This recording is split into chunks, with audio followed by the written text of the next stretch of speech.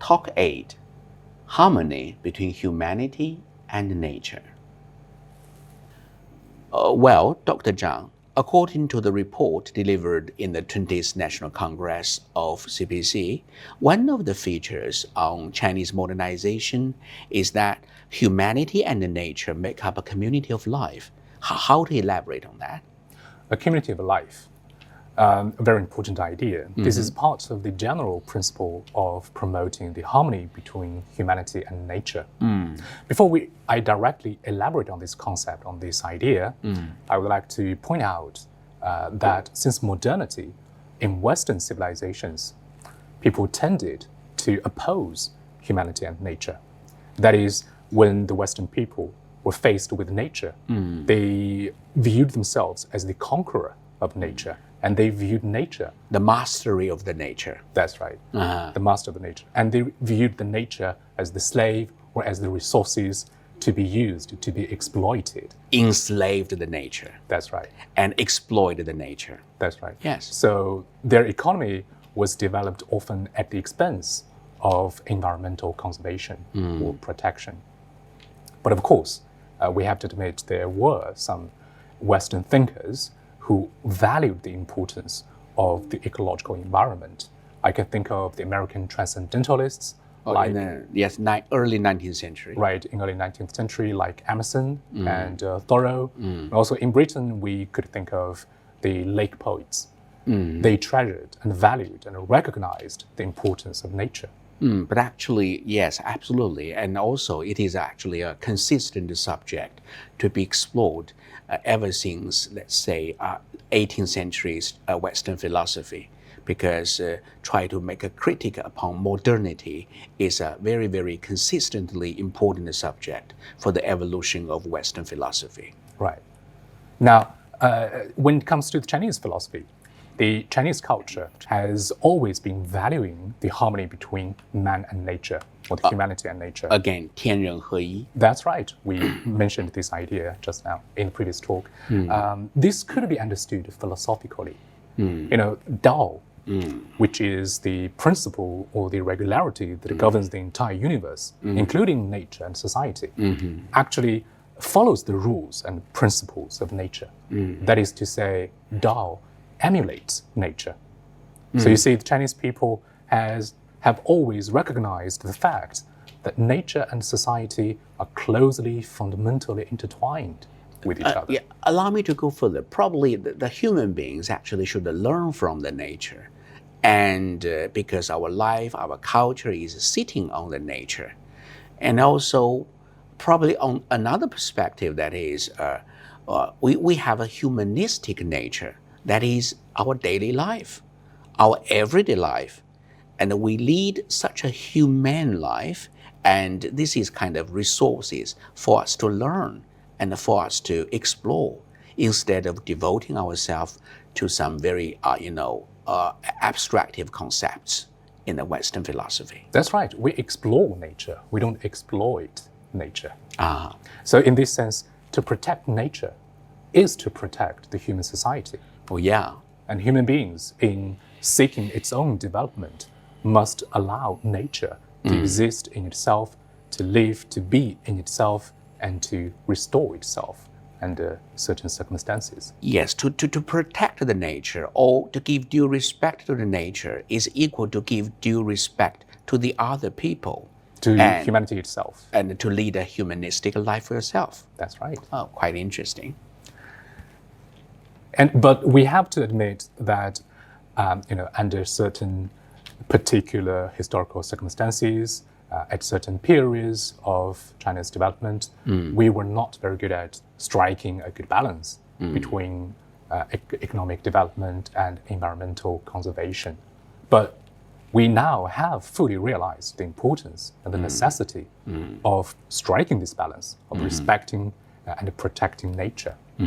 So the Chinese modernization will not be a modernization at the cost of the natural environment. And now I think we are capable of balancing, striking a good balance between economy and environment.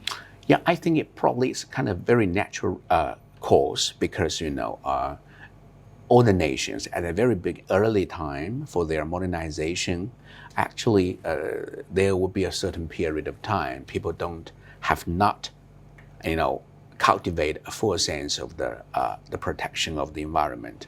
So people would learn a very, very huge lesson from that. But it all depends on different nations. But Chinese people, sitting on their tradition and culture, they fully realized the importance of nature and the protection of nature. Right. But how to make the balance between the economic development and the protection of the nature? Right. If you think about it, since the nature and society are closely intertwined, then developing economy and protecting the environment can also be closely interconnected. I mean, to protect the nature is not in conflict, not necessarily in conflict with developing the economy. The ecological resources are also resources can also contribute to economic development. That's a good idea. Right. Like President Xi puts it, the lucid waters and lush mountains are invaluable assets. Oh, that's a brilliant idea. So, to protect the nature, the environment, is to protect productivity. And to improve nature is to improve productive forces for society. So you say productivity lies in the protection of the nature, Exactly. lies in the due respect to the ecological system. Exactly. Oh. So economy can benefit from the protection of the environment. How? Let me give you an example. Last winter or early this year in China, there was this tourism wave across the entire country. We know that China is a country with a lot of cities and towns of rich historical heritage. But China is also a great country with beautiful rivers and mountains and scenery. So a lot of Chinese tourists have been attracted to this ecological wealth, and they navigated the beautiful landscape of the country. And in doing that, they were contributing to boosting the economy. That's a great achievement, actually. It also very enlightening practice because I think it will arouse our full attention to the importance of the protection of the environment. And not only in the sense of the ecological sense, but also actually will give us a lot of suggestions, even on the economic development. That's quite impressive.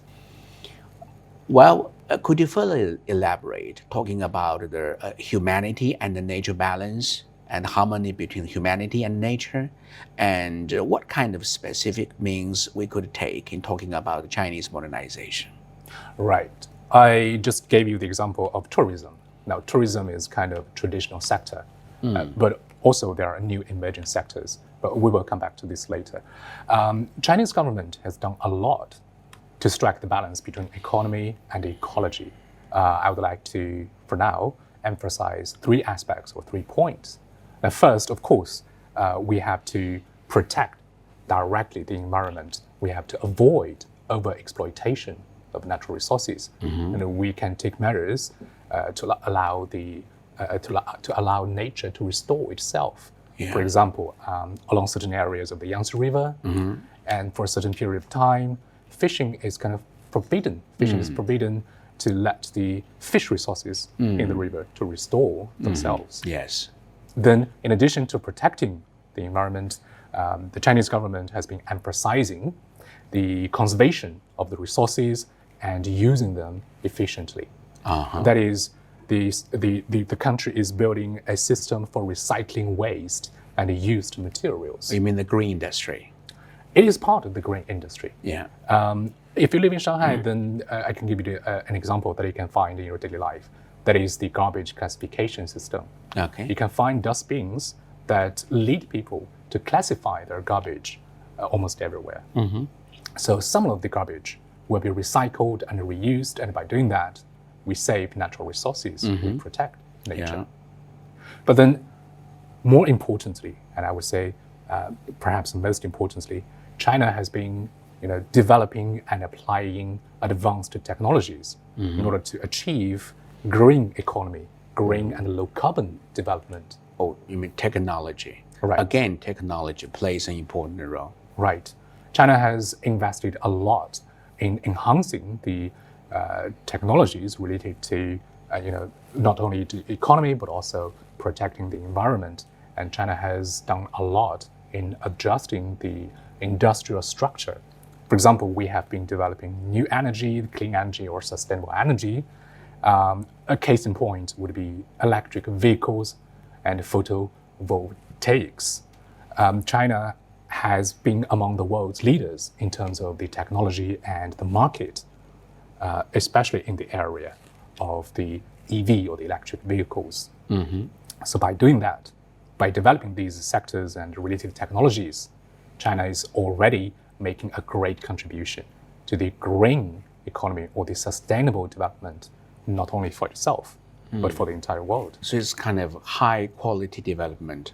It's a high quality development, and it is a result or a manifestation of China's application of this new development philosophy. That is, we are promoting high quality development through developing new quality productive forces, and the new energy sector with the technologies for this sector certainly belong to the new quality productive forces. So it's kind of high quality development based on the principle of the harmony between human nature and the nature. Right. Okay, that's quite interesting. Well, yes, actually, the green dream is a global dream. As we all know, a lot of countries, including the developed countries, they have made a lot of promises talking about, say, to keep a low carbon economy, to give some restrictions upon the emission of carbon dioxide. And the targets are there, very clear. But to be honest, according to my personal observation, few countries have really adopted some very specific policies on that. But the Chinese government has been very swift and high efficiency in adopting some policies in terms of the protection of the environment. Could you tell me why? I think the most important reason is that China has the strong political leadership of the Communist Party of China. And also we have a strong central government. This means the ideas, the policies related to the ecological conservation would not stop at being mere formalities, but would be truly and effectively implemented. Well, that's really great. And last, could you elaborate what's the world's significance? I mean, for China's policy in terms of green policy, what is unique contribution to world's development? Well, China is a large and influential country in the world, so everything it does will have some kind of influence on the world at a global scale. And in terms of the harmony between humanity and nature, what China does, I think first, is expanding the connotation of the concept of civilization. We usually understand civilization as the material abundance and the spiritual life, but then China is reminding the world that the ecology, the natural environment, is also part of the definition or the understanding of civilization. And then, like I said, China is a major country with a clear sense of responsibility, not only for its own people, but for the entire humanity. So in seeking its own development, in trying to strike the balance between its own economy and the environment within China, China is also contributing to the favorable conditions for the sustainable development of the entire world. I see that because China is a major power, and China, as a major power, must take the responsibility and to the world. And also, we know the social government, global governance, talking about global governance and the battle against global climate change is very, very important and a major issue that all the nations must face in the future, now and in the future. So I think in this sense, Chinese contribution would be very unique and would be very significant for the world's economy and for the world's protection of environment in the future. That's right, I agree. It's Totally called agree. sustainable development Exactly. in the light of green development. Right. Thank you very much.